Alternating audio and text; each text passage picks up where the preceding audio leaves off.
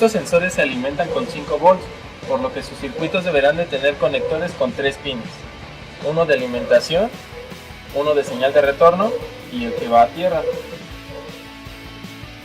En el arnés que viene de la computadora mediremos que en uno de los pines tiene los 5 volts de alimentación y en los otros dos una lectura muy cercana a 0. Para medir la señal que va a entregar el sensor tenemos que conectarlo y entonces sí podremos medir el voltaje que nos va a dar a la presión atmosférica a la que nos encontremos.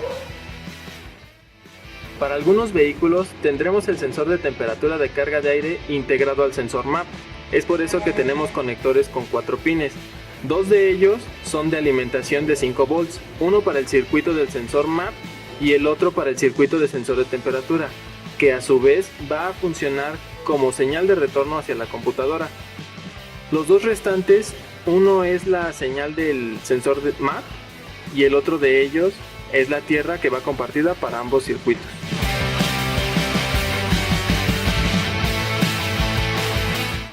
En este caso, mediremos el voltaje que entrega el arnés que viene de la computadora. En el primer pin vamos a tener 0 porque es la señal de retorno del sensor MAP y ahora lo tenemos desconectado. En el segundo tenemos la alimentación de 5 volts que va a ser constante. En el tercero también tenemos la alimentación de 5 volts, pero esta, una vez que conectemos el sensor, va a variar dependiendo de la temperatura a la que se encuentre el aire. Y en el cuarto tenemos la tierra común que va a ser 0. Ahora conectamos el sensor para corroborar lo antes visto.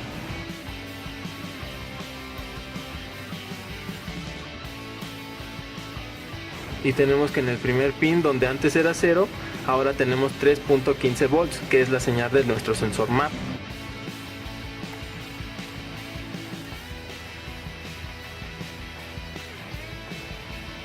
El segundo pin va a ser la alimentación constante de 5 volts.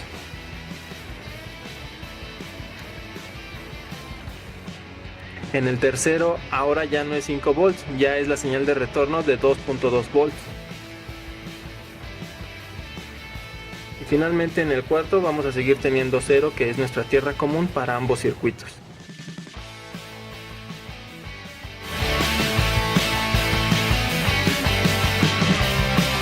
Un sensor MAP debe diagnosticarse en dos distintas condiciones. La primera de ellas va a ser con el motor apagado y el switch encendido. Esto es para medir el voltaje barométrico y corroborar que nuestro sensor nos esté entregando parámetros correctos. Dichos parámetros van a ir en función de la altura a la que estemos sobre el nivel del mar. Nos va a dar de 4.6 a 4.8 a nivel del mar y para este caso a la altura de la Ciudad de México de 3.3 a 3.6 volts. Aquí lo tenemos en el multímetro, 3.6 volts. La segunda condición va a ser con el motor encendido y en marcha mínima o ralenti. Vamos a tomar las lecturas una vez que el motor alcance su temperatura óptima de operación. En el escáner tenemos que ya alcanzamos una temperatura de 92 grados, con lo cual ya podemos tomar la lectura. Nos está dando un valor de 1.1 volts. Nuevamente, esto viene en función de la altura a la que nos encontremos. Esta segunda prueba nos sirve para verificar que no tengamos fuga de vacío en alguno de nuestros componentes, ya que si te presentara una falla como esa, la lectura del sensor variaría y no significaría que el sensor estuviera mal. Conforme aceleramos el vehículo, también vemos cómo se pierde el vacío y aumenta el voltaje. El voltaje lo podemos ver aquí en el multímetro.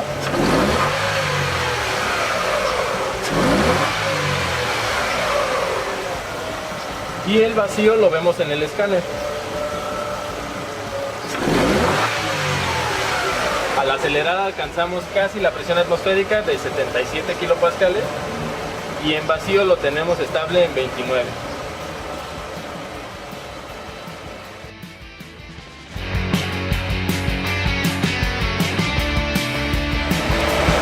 Ahora provocaremos fugas de vacío en el sistema para ver cómo es que reacciona nuestro sensor MAP. Desconectamos este sello Vemos que inmediatamente aumenta el voltaje que va a entregar a la computadora, la presión aumenta al igual que las revoluciones. Lo conectamos y se estabiliza. Volvemos a desconectar.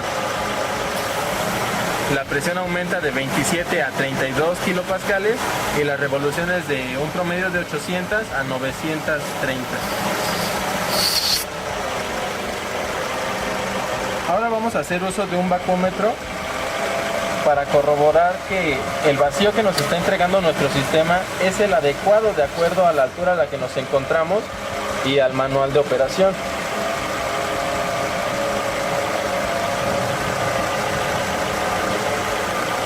Tenemos que el sistema nos está entregando 14 pulgadas de mercurio aproximadamente. Estos valores nos van a servir para realizar la prueba del banco correspondiente y vemos que el vacío que aquí tenemos es equivalente a los 28 kilopascales que nos marca el escáner. Es posible diagnosticar el sensor MAP sin hacer uso del vacío que genera el motor cuando sospechamos que el sistema puede estar comprometido. Para esto, conectamos nuestro vacuómetro directamente al sensor MAP y generamos un vacío igual al que obtuvimos en la lectura anterior, esto es 14 pulgadas de mercurio. Vemos como tanto en el multímetro como en el escáner obtenemos los mismos valores y al liberar el vacío volvemos a obtener la lectura barométrica. Si contamos con una fuente de alimentación de 5 volts, podemos realizar esta prueba con el sensor desinstalado del vehículo, ya que en esta ocasión estamos utilizando la alimentación de la computadora.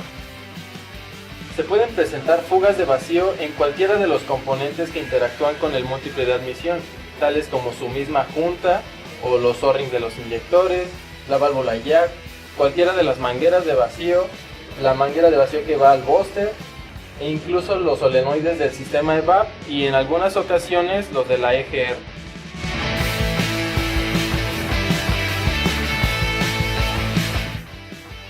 En algunos vehículos de Chrysler se presenta otra peculiaridad. Esta armadora emplea sensores que se alimentan al igual que los anteriores con 5 volts, con la diferencia de que también utilizan un voltaje de referencia para la señal de retorno. Por lo que en el arnés de la computadora vamos a medir que en uno de los pines tenemos los 5 volts de alimentación, una lectura muy cercana a 5 que es el de referencia y por último la tierra. Vamos a conectar el sensor para ver cómo es que ese voltaje de referencia cambia con respecto a las lecturas del MAP.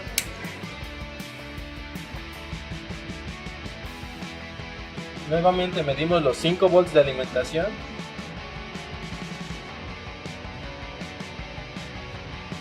Ahora tenemos ya una señal de retorno de 3.6 y también tenemos la tierra. Vamos a dar marcha al vehículo para que veamos cómo esa lectura de 3.6 cambia respecto a la presión en el interior del múltiple de admisión.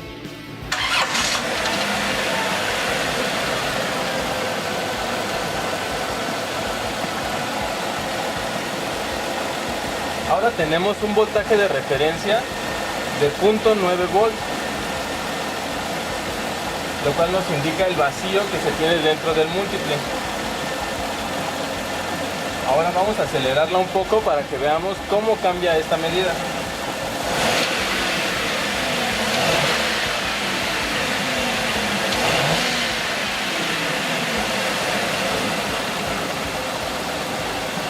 Esto se debe principalmente al componente que es utilizado en este tipo de sensores para medir los cambios de presión y también al circuito del sensor mismo.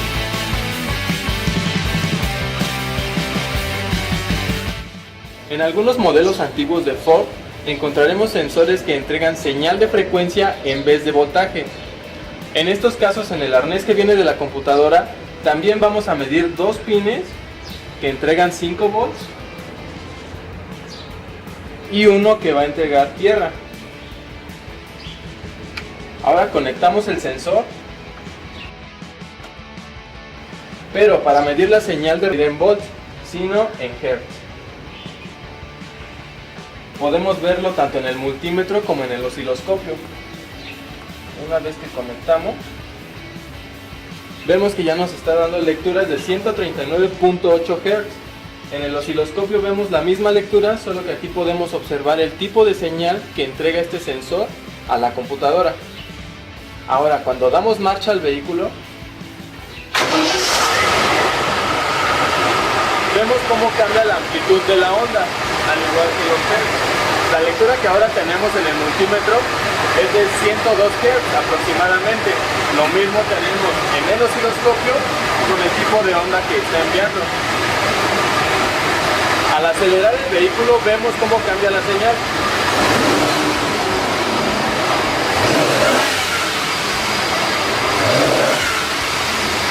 Vemos el rango de frecuencia que está manejando el sensor.